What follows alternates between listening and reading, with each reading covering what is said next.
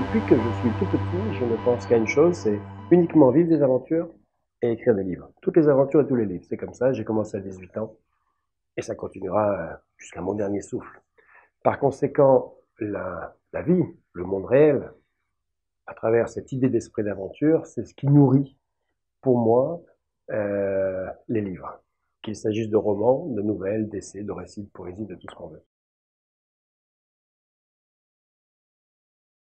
L'esprit d'aventure, c'est l'idée, toute simple en réalité, et avec Gérard Chaliand, Jean-Claude Guilbert, on a tenté de théoriser il y a une quinzaine d'années ce que ça pouvait être, c'est cette idée toute simple que l'aventure n'est pas seulement une posture physique dans un environnement exotique ou dangereux.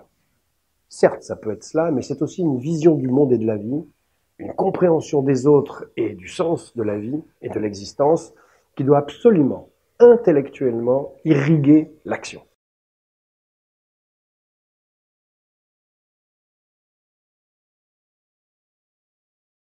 Un bon écrivain, en général, et un bon écrivain, esprit d'aventure ou sur une aventure, doit réunir toutes ces conditions. Avoir un regard et un ton, savoir distinguer l'essentiel de l'accessoire, savoir penser des expériences qu'il a vécues pour la transformer en conscience, et enfin, et on ne peut pas l'empêcher, on ne peut pas l'éviter, avoir un style. Le style, c'est l'homme. Donc écrire, ce n'est pas simplement jeter des mots sur le papier, c'est une musique, c'est une chanson, c'est un style. Donc travailler son style et, comme le disait l'ancien, sans cesse remettre son métier sur l'ouvrage pour atteindre quand même dans l'écriture une tentative de perfection. Il n'y a d'intérêt que quand on cherche à faire des petits chefs-d'œuvre.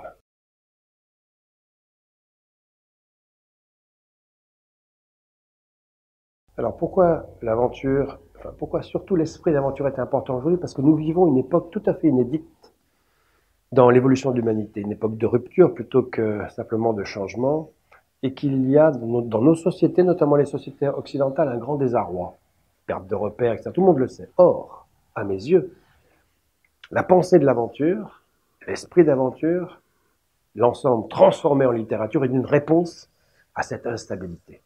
On peut retrouver, grâce à la littérature, en général d'ailleurs, et grâce à l'aventure vécue, donc les deux, de l'homme complet, l'action et la réflexion, cette stabilité qui fait tant défaut aujourd'hui et nous pousse au désarroi.